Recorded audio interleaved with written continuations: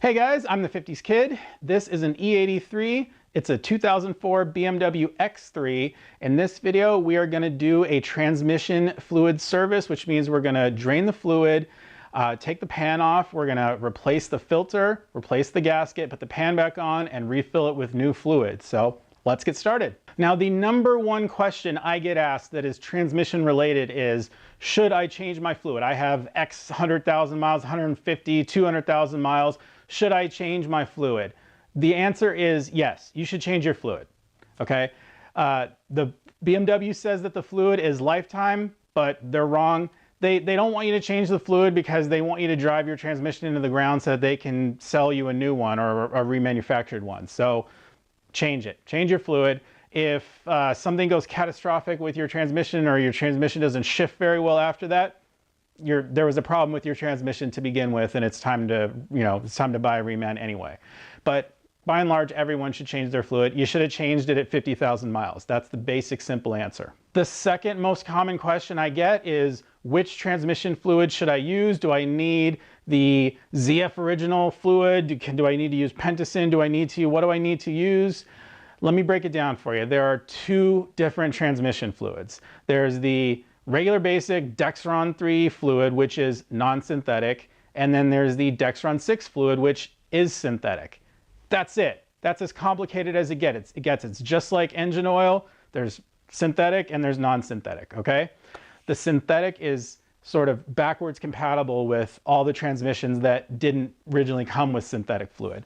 So the thing is, there's also the BMW specification. It's the LT71141 specification, which is what you should look out for if you have a ZF transmission. You want to find fluid that meets that specification. Well, that spec is just Dexron 6, okay?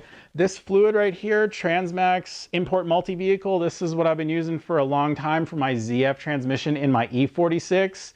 This one, it meets that specification. It says it on the back. There's also a bunch of other manufacturer specs on here. But if you find some bottles of Dexron 6 or Dexron 6 compatible fluid out there, you look on the back, you see that that meets all the same specifications. Basically, this is Dexron 6. It's synthetic transmission fluid, but they just didn't want to pay for the Dexron 6 name. That's it. That's the only difference. Now, in the BMW world of this vintage, if it's an E83 or an E46, E39, there are two different transmissions. There's the ZF transmission, that's the 5HP19, and then there's the GM transmission, which is the 5L40E. This car has the 5L40E, has the GM transmission. The GM transmissions took the Dexron 3 non-synthetic fluid. The ZF transmissions took the Dexron 6 synthetic fluid. I happen to have a bunch of this Dexron 6 on hand, and this is backwards compatible with Dexron 3. So I'm just going to use this. But in most cases, I recommend just going with the fluid that your transmission came with. That's just, it's the best way to go. That way you ensure that you don't have any viscosity problems or differences, or you kind of just guarantee that your shifting is going to be the same. In this case, I have this fluid. It's basically free to me. I've got like 3 bottles of it.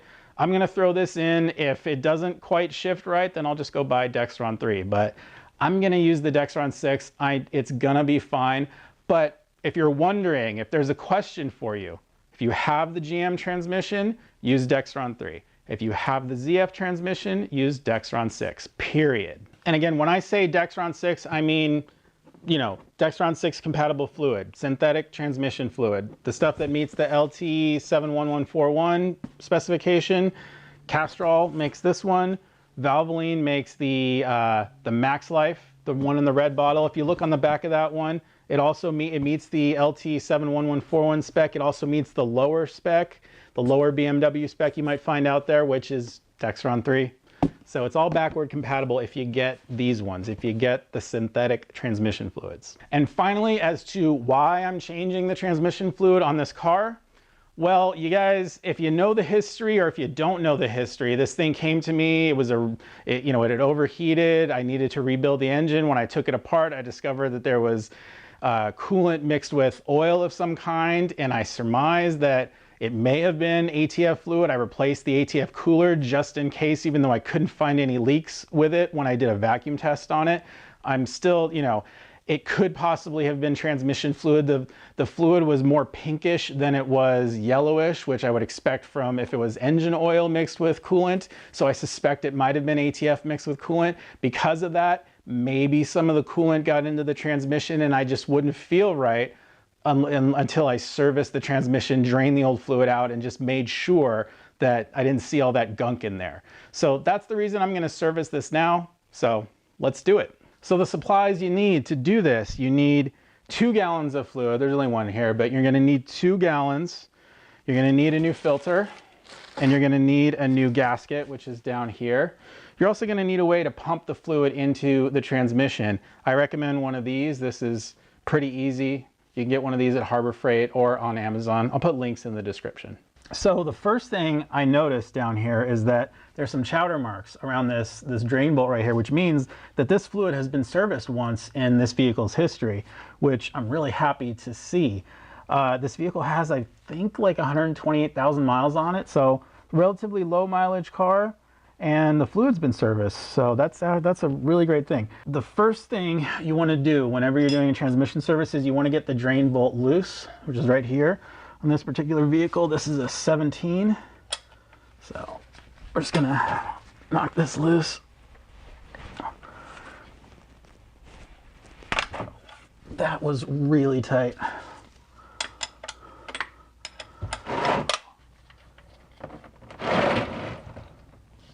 That's a good sign so far. There's no gunky stuff. Of course, I would have expected it to, I think, settle. I think it would have settled down on the bottom of the pan if it is there. But I'm happy to see that. So I'm just going to drain it out of the fill plug here. Obviously, a whole bunch of fluids falling out of here. You might think, oh, is this thing overfilled? No, this thing needs to be running when you fill it. That's how you get the proper fill level, because a lot of the fluid is sucked up into the transmission while the transmission's running.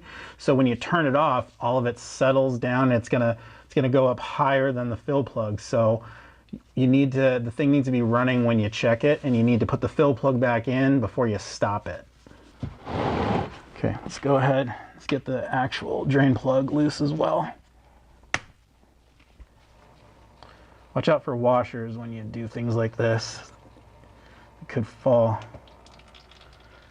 Ooh, so that's a good thing. There was no gunk in this transmission, which I'm super happy about.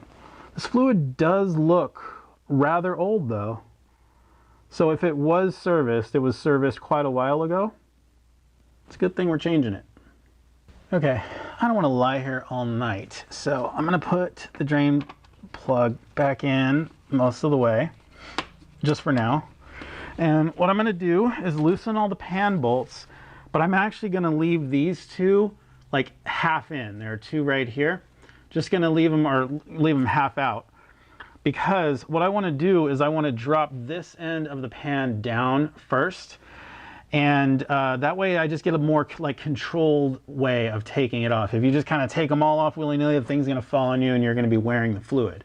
But if you just drop one end first, it's a lot easier to kind of control it. Now, you could actually drop this side first, and normally I kind of like to drop the side that has the bolt, that has the actual drain bolt, because if you drop that side and if you leave the bolt free, most of the fluid's going to drain out of that hole. But in this case, this is the more shallow end, as you see, and this is the deeper end. It's kind of it's best to just kind of drop the deeper end first, because you have more of a well for it to actually collect in. And the reason I kind of do this is because you notice that the plug is sort of indented in here, and then also the threads go up a little ways. So there's a layer of fluid in here that's just never going to drain out. So all that fluid, when you dip it down to one side, it's all going to go rushing to one side. Even with the hole open, I'm not super confident that all of it's going to drain out before it spills over the side. So I'm not going to do this side. I'm going to do this side. These are 10 mils. Get this up all the way so it stops like dripping on me. And then I'm just going to spend some time. I'm going to zip off all the bolts. Okay, we're kind of getting down to the end. I've left a couple of the ones on the back here just so something's pressing it up. I don't want to leave this last one for last. I don't want to leave the one on this end for last because it's just going to fall down on me while I'm unscrewing it.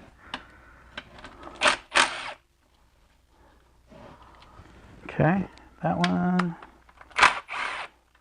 There's this one. It's probably gonna like stick to the, yeah, seems like it is. I did not grab a prying device. All right, I brought two options here, both of them by good old Milwaukee. And looks like there's a little bit of a boss right here where I can pry on this thing. This thing is probably just gonna drop right on me once it snaps free. So I'm gonna prevent it from falling too far. I'm gonna leave just a little bit of slack on these bolts because when it falls down, I just want it to go like that, you know? I don't want it to go all the way down. So let me dig in here. Yeah, okay, we got it. See, just that much. That was perfect. So we're just gonna get it down that much. And now I can just I can go by hand really the rest of the way. This is a little awkward here under the car, always. A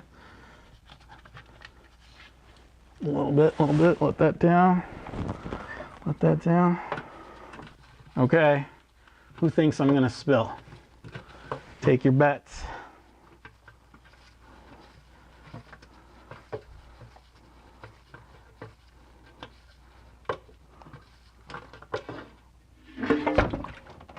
Oh yeah, I definitely lost. Whoever bet against me, you are the winner today. I lost control of that. And it's all over the ground. There you go. There's your entertainment, folks. I can't believe I did that. I'm just reaching from the side here, like stretching my arms out. It's such an awkward angle. Fail.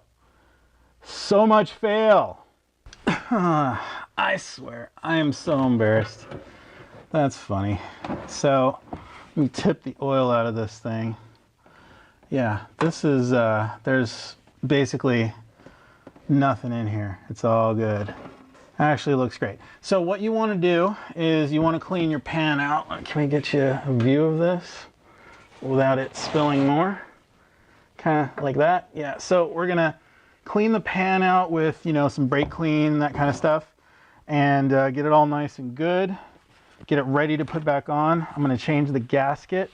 Looks like the old gasket is stuck to the pan, so I'll get that off. Meantime, we're going to change out this filter. So judging by the old filter, there is no kind of fastening device on this. It's just in there, so let's remove it carefully. Just pull it down. Man, I am at such an angle that this is gonna flip down hard. It's gonna splash me, I can tell. Who's taking bets on if I get splashed? No, I didn't. Cool. So it looks like our gasket came out with the filter, which is a good thing. If it didn't, you want to get it out.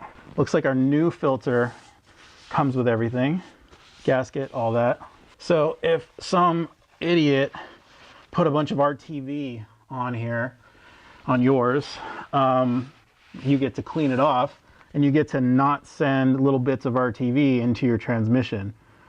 Don't put RTV on something that has a gasket. The gasket is what seals. You don't need any extra sealing from RTV, okay? So don't do it. Don't put any RTV on this thing. Okay, let's get the new one on there. Looking good, looking good. Let's lubricate this with a little bit of fluid. The old fluid is fine. You just want to get a little bit, a little bitty bit. Just work it in there. Ooh, that's a tough one. Okay, I gotta get under this thing. I just want to make sure it's actually seated. I need the light for a second, guys. Yeah, okay. Looks to be seated. Just gonna make extra sure.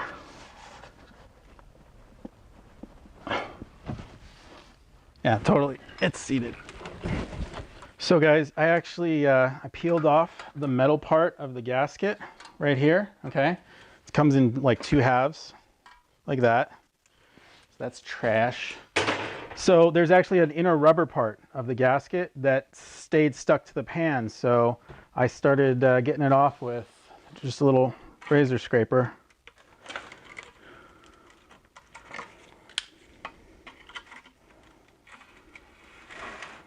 Just kind of running it around. That's working real nicely.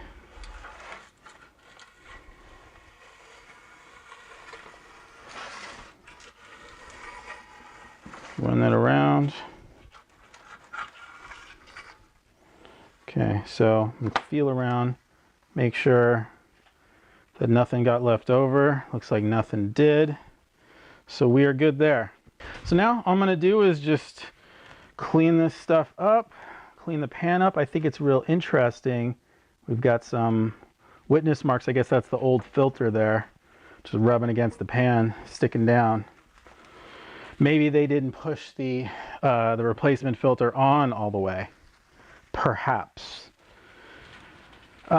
Looks like the magnet was relatively clean. So yeah, again, yeah, they definitely replaced this once before. I'm surprised that that gasket stuck on there. I wouldn't have expected it to. I mean, who knows when it was done, right? But yeah, so we'll just do this, probably go through a bunch of towels, clean it up. Okay, so we are all clean. You can go ahead, get this thing back up there. In this case, there's no need to put any kind of product on this gasket, any kind of anything to help it stick, because this is not too difficult.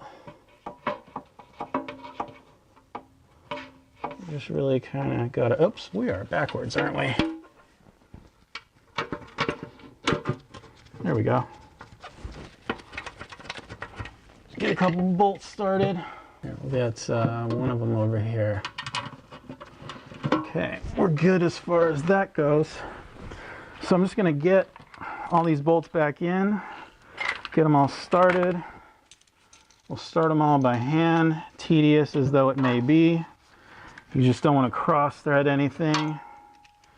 You don't want to do that to yourself. That's just, it's embarrassing. Pain in the neck. You got to drill it out. You better have a thread chaser if you do that to yourself. That's just a bad day.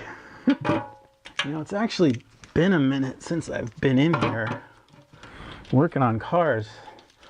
I guess it's been like 2 weeks or something. Yeah, I guess I've been sort of working hard, my new job, you know, trying to like build up my rock star status, if you will. Putting in some extra hours, you know.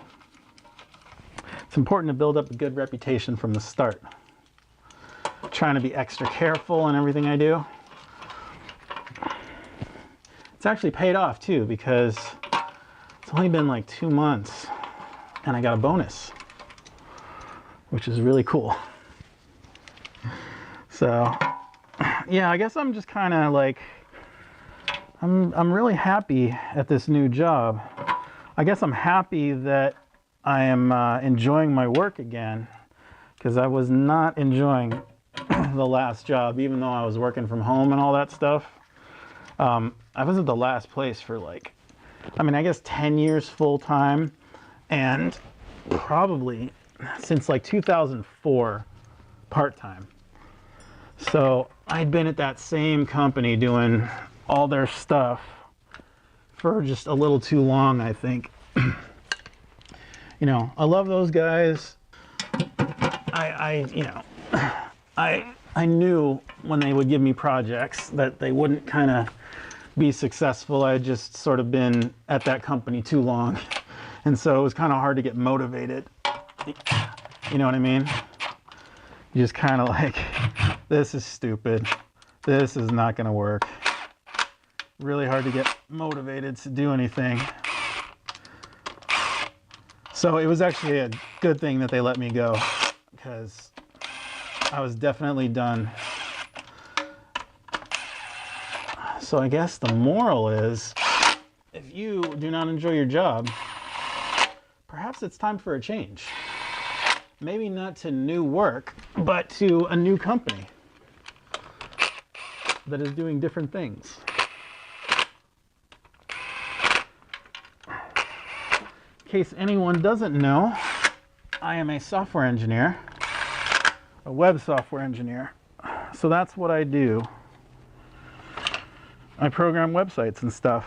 JavaScript, PHP. I'm mostly a PHP coder.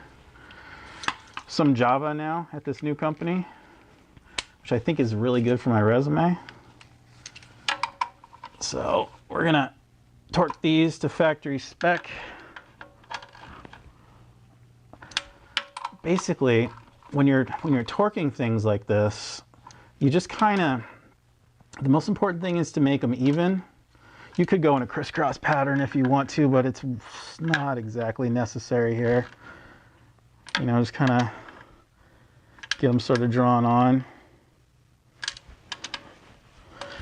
I'm sort of just, you know, I've got the feel of doing this after so many years. I can just sort of, I can feel the tension. And this is not exactly something you should be using for this. This is a super long ratchet, but I just know the feel with this sort of ratchet after so many years. I can tell when I'm going a little too tight. I can tell when something's about to snap off, especially smaller fasteners like this with 10mm heads is really very common size fastener. And you just get the feel after so long. If you don't have the feel yet, you can go ahead and use go ahead and use a torque wrench. Just make sure it's a good one. Make sure it's calibrated. Because the thing about a torque wrench is it's so long, right? And if you have that thing set incorrectly, which you oftentimes do, because you know you go off of torque specs you find on the internet and somebody's wrong, which, hey, I myself have given incorrect torque specs. I'm guilty of that. But, you know, the torque wrench that you're using, it's so long because it has to be long enough in order to torque to whatever its highest spec is, whatever it goes up to. And if you've got that thing set too tight, you're going to snap a fastener off because you've got so much torque on that thing with a torque wrench because the thing is so long. You know, it's like if you go out here every time and you just keep going and going and you're like, oh, it's not clicked yet, it hasn't clicked yet, I'm going to keep going, and then boom, you snap it off. That's what happens. And trust me, like every bolt that I've ever snapped off during reassembly has been with a torque wrench. I have learned the hard way. It's just better to do it by hand because you just sort of, you got the feel. There's no better torque wrench than your own muscle memory, you know? And it's real easy with your muscle memory to just sort of get it even. See, I could tell that one just need a little bit more. It's good to go over them again because as everything gets tightened up, you know, the fasteners you started out on, those could tend to need just a little bit more once sort of the torque is sort of even on everything. So it's good to just sort of check them, go around, get that feel. It's just something you sort of develop. And starting out, I wouldn't use a long ratchet like this when you're torquing on. Use the shortest ratchet you have, not a you know, stubby, but just use a normal size ratchet and just sort of get the feel for it. You got less of a chance of breaking off. And you can see how I'm sort of choking up on this one. I'm not going out here. I'm going back here, even though I could go out here and I still know the feel. It's best to just choke up on it like that. That way you're good. Don't forget to tighten up your drain plug because we didn't do that. Doesn't need to be too tight. So I can see a gasket in here. Right here. I will put that on the fill plug. There's a little indentation for that gasket, so I'm betting usually that gasket will come with the plug. This particular case it came off. Now I've transferred the fluid into just sort of a normal bottle like this, so that this thing actually screws onto it. This is like a, you know, windshield washer gallon kind of thing. So I'm gonna use that now. I gotta move you guys. I need this to be where I can pump it. Now, unfortunately, let's see, I don't want this. We're gonna need to run the car while we're doing this, and I don't want this to, well, you know, if we go this way, it's kind of at this awkward angle. It's gonna be touching the exhaust anyway. I was gonna say I don't want it to touch the exhaust, but I don't think I have a choice. So I'm gonna snake it in like this. See, it kind of stays in there. Perhaps I can just sort of keep it above and away from the exhaust. We'll just try to be as quick as possible once we get to that point. But basically, I'm just gonna start. Oh, and it came out. Okay, I think I'm gonna have to be careful there. Let's put this thing underneath just in case. We'll go ahead and put some fluid in here now. This hole is a little on the small side. You can see how this thing has these little, you saw how it has those little fins.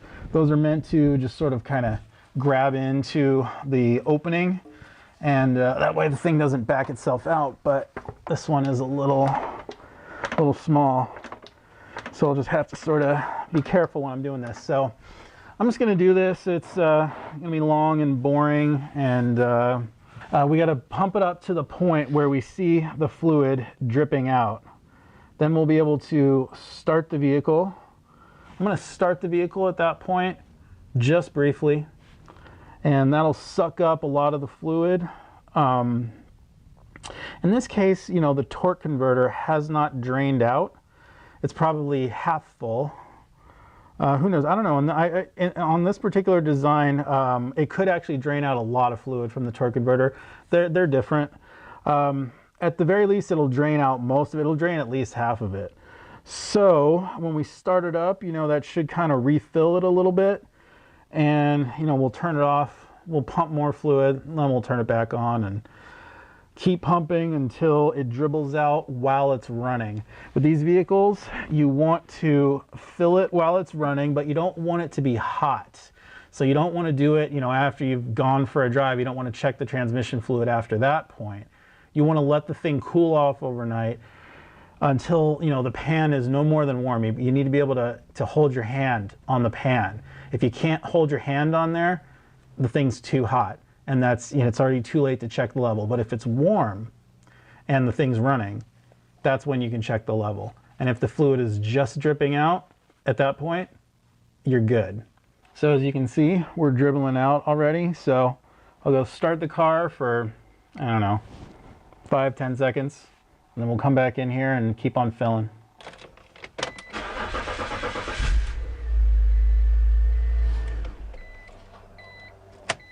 So, stupid battery was dead. I had to go get the Noco jump pack, bust that out. Guess it's been a little too long since I've worked in here. So you can see how it's not dribbling out right away. That means some fluid got sucked up. Oh, there it is. Not a whole lot. So, looks like it is time. Now, the thing is, I want to make sure that this thing is full up before I go ahead and start this thing, because quite a bit of fluid actually came out of here. More than I would have thought originally when we drained this.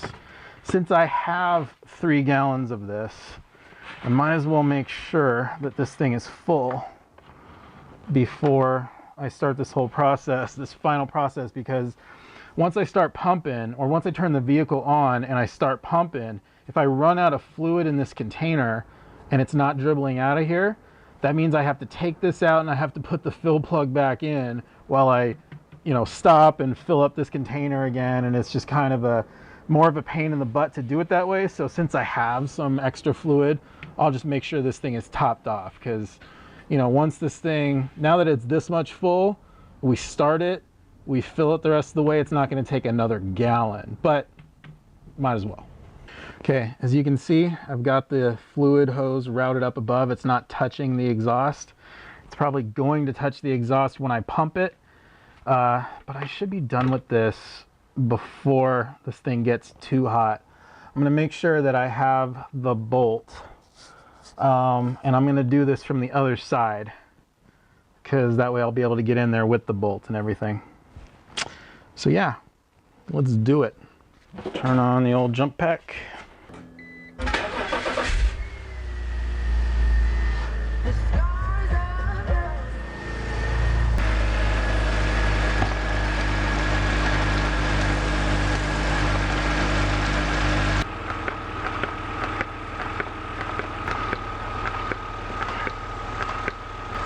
A lot of fluid. Got about half the container in there already. It is still not dripping out. Almost the whole container in there. I am running out of fluid there. That is surprising to me. I'm glad I put the whole gallon in, but it seems we are in need of another. So I will put this fill plug in.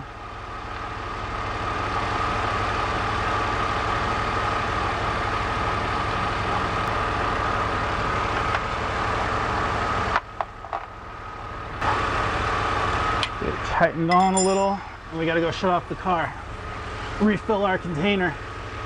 So that is pretty surprising to me. I did not think that I would run all the way down on fluid there. Definitely didn't think that. But I had my suspicions because, yes, so much fluid actually came out of there when we were draining, particularly when we just took off the fill plug. That was quite a lot of fluid. So, like, I just had my suspicions. So 3 gallons. Watch, we're gonna start the car back up, start pumping. 2 pumps later, it's gonna come spilling out. That's typically what happens. You get into your extra gallon, and you only needed a couple drops. Okay, I'm gonna get our extra gallon ready here.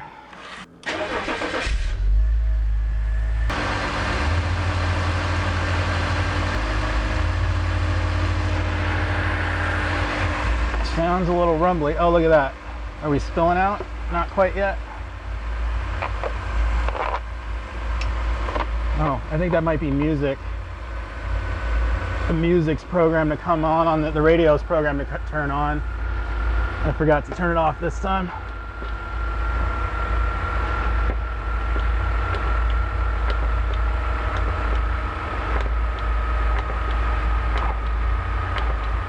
Exhaust is getting a little hot, and there you go, a couple of pumps, and I think we are there. Yeah, we are. That is all she needed. Okay, just like I thought.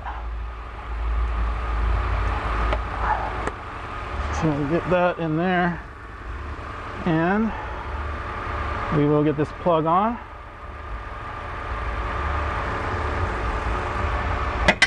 Whoa. Why am I going too crazy with this? I don't know. Okay. Good there. Let's get this exhaust cleaned off because this thing is going to start burning off. We're good to go.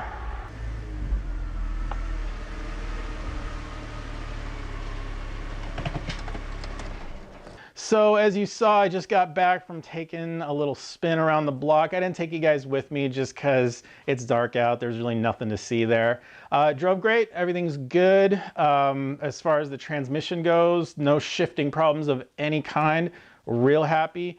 I think there is a little bit of a coolant leak. This is the first time I've actually driven this thing, I think, since the rebuild. I think during the rebuild, I just took it around the block real quick. I've just been so busy. Even this is the first time since the brake job. I didn't even take it out after that brake job. So I've just been so busy, but it's little coolant leak. I'll find that, I'll fix that. We have videos on that, you know, using the coolant pressure tester. Should be fine. Other than that, the car is great. The TPMS light is on, so I think I might need to reset some TPMS sensors or something. I don't have the tool for doing that, so I'll have to get one, figure that out. Anyway, guys, if you enjoyed the video, give me a thumbs up. Subscribe if you want to see more. I'm the 50s Kid. Thanks a lot for watching.